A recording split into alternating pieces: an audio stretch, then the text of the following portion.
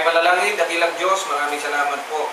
Muna sa buhay at kalakasan niyo pinagkaloob sa amin, pagkakataong manatili kami pong na nagiging tapat sa gawain ito at sa iyo bilang aming Panginoong Diyos. Kaya po nyo kami muli, pagkalooban ng nais sa wisdom upang po namin maunawaan ang meaning po ng bawat salita ang aming pong binabasa, aming naririnig. Kaya po ninyo ako, ano din po ang aking mga kapatid na ito. Nawa, magana po ang biyaya, in Jesus' name.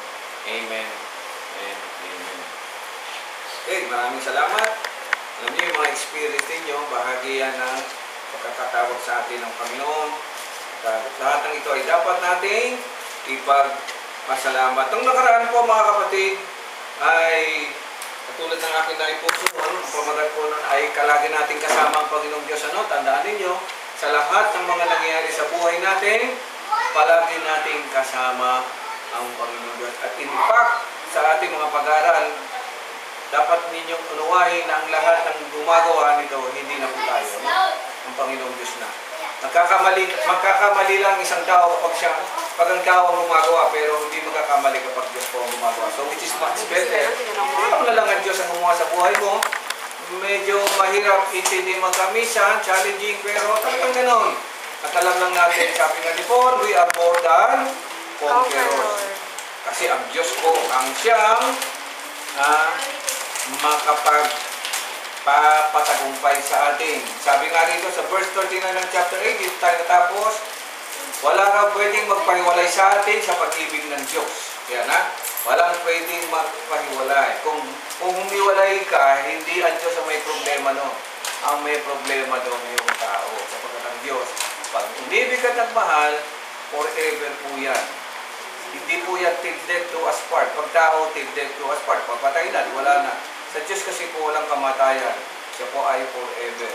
Eternity ang pangako sa atin ng Panginoon. Verse 37 ng chapter 8, as a review, sabi, hindi ang lahat ng ito ay kayang-kaya nating pagtagumpayan sa pamamagitan niya na nagmahal sa atin. And verse 38, alam niyo, sapagkat natitiyak ko ang kamatayan, yan, ang buhay, ang mga anghel, maging ang pamunuan, mga bagay sa kasalukuyan, darating kapangyarihan, ay hindi makapag-iwalay sa ating Panginoong Diyos. Always remember that, mga kapatid. Sa chapter 9, isang pagtalakay sa patungkol sa Israel. Itong subject na ito, mga kapatid, dito na-misinterpret ako rito. No? Na-misinterpret ako ng isang nating kapatira na ako raw ay Judaistic. Baka Israel daw ako. Baka, ang tawag dito, basta kung ginaw ako doon. Kaya siya umalis. Sabi ko nga sa kanya, kung naiintindihan niyo, ang pananampalataya hindi po nagsimula sa atin at kahit ano pa mang bansa. Nagsimula po ito sa bayan Israel. Sila po ang pinagmulan. Ang mga hintil po ay nabahaginan lang. Amen. Kasi ang lumalabas po sa kasalukuyan, yung Israel po, sa kasalukuyan, ito honestly, inichipuera na po nila. Inichipuera na yan. Tapos nilipat nila yung center ng Christianity. Pero for example, kung Katolika, nilipat na ito saan nililipat? Sa Italy, nasa Rome na, sa Vatican City. Kung ikaw ay Orthodox, inilipat na ito sa Turkey. Kung Orthodox ka. Kung ikaw ay Iglesia ni Manalo, sana napunta. Nilipat na dyan sa Quezon City. Kung kikibuloy ka, inilipat na sa Davao. Bakit nagkaganon? So makikita ninyo mga kapatid na parang may problema. Bakit ang Christianity ay na-divert kung saan-saan? Kung inyong pagmamasdan sa kasalukuyang nangyayari, may gera na naman po sa Israel at Iran. Pero makikita ninyo, ang kinakampihan talaga diyan, without any prejudice, kahit ang United Nations, hindi kumakampi po yan sa Israel.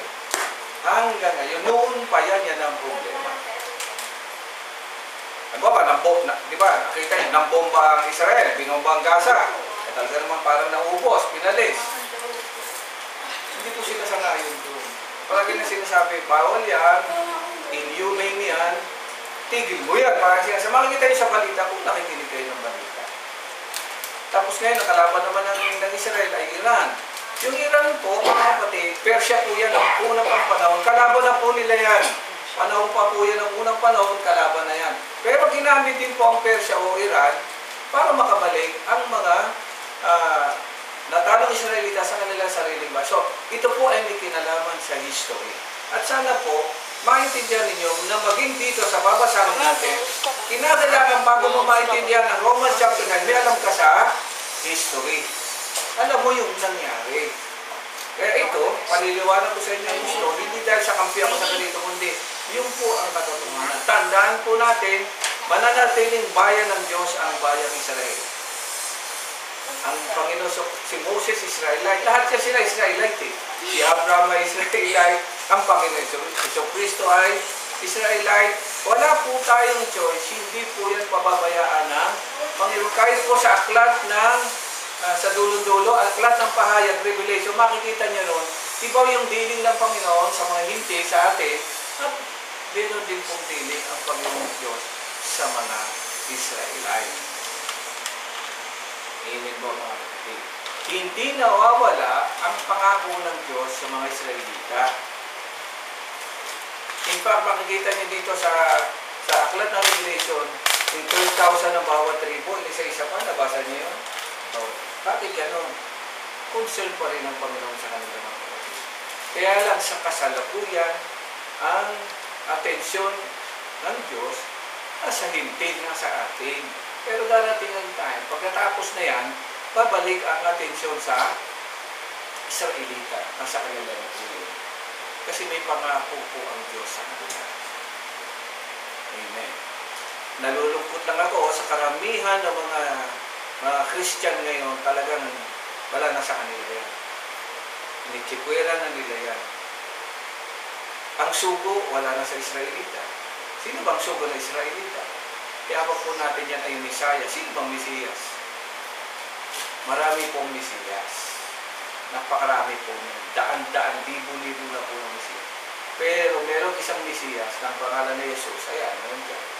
Christ may Mesiyas yan mga kapatid. Israelita po yan. Amen. Israelita po yan. Mura na po tayo magagawa natin. Kaya pag may nagsabi ng Mesaya ay Pilipino, o Bisaya, o taga Davao, o taga Pampanga, it's perfectly aligned. Mali na po yan mga kapatid. Hindi po nagbabago. Tandaan nyo, ang salita ng Diyos, magmula pa ng una, mayroong parang story guide yan hanggang sa katapusan. Hindi. Kinakailangan matupad ang pinagmulan hanggang sa kadululuhan. Parang ano yan siguro naman naiintindihan, parang istorya. Ang istorya may simula, pagkakalamo, merong katapusan. Wala pa po tayo sa katapusan. Papunta pa lang tayo doon. So, hindi pwedeng sabihin na itong nakasulat dito ay hindi natin pwedeng pansinin. Like for example, ang Romans chapter 9, buksan ninyo, makikita ninyo bakit tinalakay ni Paul ang patungkol sa bansang Israel. Una, si Paul po ay Israelita. At dito rin na-realize ang pagkatawag sa kanila ng Panginoon at kung paano rin nagalit ang Panginoon sa bansa nila at napunta sa mga hindi. Gusto ko yan ito So wala tayong pwedeng i-itchapwera dito. At pagpasok natin dito, kaya sabi ko nung nakarang, medyo mahirap intindihin ang aklat ng Romans. Kasi kailangan mo dito talaga ng background. Amen? At ako, okay lang kung na-misinterpret nila o ano man ang tingin nila sa akin, may tawag sila sa akin na tawag niya. Basta may tawag sila na na ako daw ay makahudyo. Pero pag titingnan ninyo ang mga Christian programs sa ngayon, marami na ngayon sa Christian ang nabuksan ng isip. At ngayon, naiisip nila na hindi nila dapat ginawa yung ginawa ng araw na itakwil ang bansang Israel. Na itakwil na ngayon ng Diyos, sama ka pa.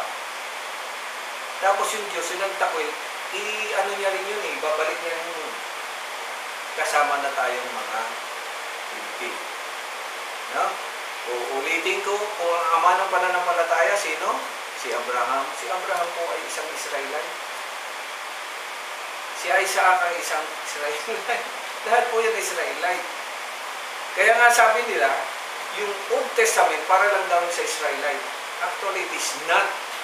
Yun ay bahagi po ng tawag dito, pagkakasolusyon ng Diyos sa pagkakasala ng Ebatadan. Tumawag siya ng isang bayan, amen?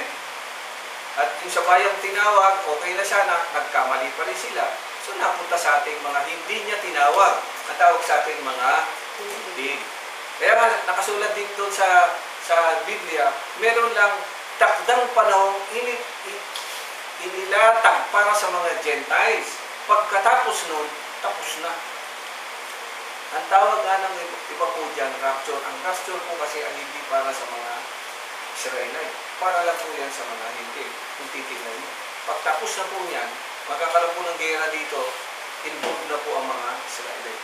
Kaya pag kayo ay, kung talagang matalino ka, pagmasdan mo ang nangyayari sa bansa Israel. Bibigyan ko kayo ng background. Ang bansang Israel ay naging bansa lamang noong 1948. Nauna pa tayo, kailan pa tayo naging bansa? 1898? Yung ano tayo? O advance pa tayo sa 1948 lang po yan. Kasi bakit naging 1948? Sino nakakala? Saan mo makukuha yung story? Bakit sila 1948 na? Eh, antikin lang ako pinanganak. Nauna pa si Auntie sa Israel. Yung pinanganak kayo, wala pang bansang Israel. Bakit 1948 na? Ikaw, Sister Mystic, magaling pa sa history. Very simple lang, alam ninyo yan, mga kapatid. O, Teng. Malayas ko. Ha? Hindi, bakit nga sila naging bansa lang? Hindi pa sabi, hindi pa pastor bayan ng Diyos yan. Eh, bakit na naging 1948 lang? Ha? Actually, sis, hindi sila inakralit sa naman. 1948 sila dapat. Hanggang ngayon, hindi pa rin sila matanggap ng buong ano. Sa totoo lang po, nakakaawa sila. Pero kung tutusin, dapat hindi sila nakakaawa dahil sila ay bayan ng Diyos. Mamaya, mapapanggit dito yan eh. Bibigyan muna kayo ng background. Kahit dito muna tayo magsimula. Kasi mahirap na topic ito, Marco. Kaya magalala, favorite subject kong history. Kaya mahilig talaga ako rito. Nag-aral pati ako ng libro, kaya alam ko yung ano niya. Kailan sila napalayas? Bibigyan ko kayo ng background. Hindi muna ito. Background na lang po muna. Naalala ba ninyo nung tinawag ng Diyos sa mga Israelita? Nagsimula siya kanino? Kay Abraham. Saan nakatira si Abraham po? Saan nakatira si Abraham? Sa Mesopotamia. Yun po yung pangalan ng bansang Iraq sa ngayon. Alam niyo yung bansang Iraq? Yung katabi ng Iran. Sa bayan ng Ur po, hanggang gayon po, yung bayan ng Ur nandyan pa rin. Pag tinignan ninyo sa mapa, naroon pa rin yung bayan ng Ur. Yung Biblia po ninyo, may ano po yan. Tingnan ninyo mga kapatid. So, ano rin kayo magpasa ng ano? Saan ba yun? May mapa. May mapa yan eh. May mapa? Oh, ayan. Oh. Ay, salamat. Nabuksan din yung bandang huli. Ano? Bakit kaya may mapa ito sa likod? Nakalagay, ikalawang paglalakbay ni Pablo. Hindi po yan. Dito tayo sa Uy. Testament. Yan. Ang matandang daigdig. Meron ba? Hindi kaya ng ano. Meron kayong mapa ka? Pwede mo, may ilog ka? May mapa ka rin? Oh. Kailan mo huling nabuksan yan? Ayun. Mapapano po. Ng ano kasi ito eh, no? Ng Middle East. Middle East, yeah, map of Middle East. Tapos mamaya, magkakaroon na papuntang LX at SLX. Tawag natin. Babiyahe ka. Kita mo na. Yan. Hanapin mo ang Iraq. Iraq. Tsaka Iraq, magkatabi yan. Ayan, Iran. Yung Iraq, tinan mo, may dalawang ilog yung may dalawang ilog na nakapaligid. Ilog Euphrates at saka Tigris. Ayan. Kung yan ang ilog ng Tigris at Euphrates, malamang ano yan? Garden ng Eden yan. Nawawala lang dito yung dalawang ilog. 4 na ilog ang nakapaligid. Ibig sabihin, yung lugar na yan, disyerto kasi siya ngayon. Ibig sabihin, kung siguro hukay niya sa ilalim na doon yung Garden ng Eden, wala di ba sinara? Magtataka ka, bakit dyan tinawag ng Diyos ang kauna-unahan natin? Ninuno, hindi pala natin yun, ng Israelitas, si Abraham, taga dyan po sa may Ur, sa bayan ng Ur. Meron pa yan? Ur, sa bandang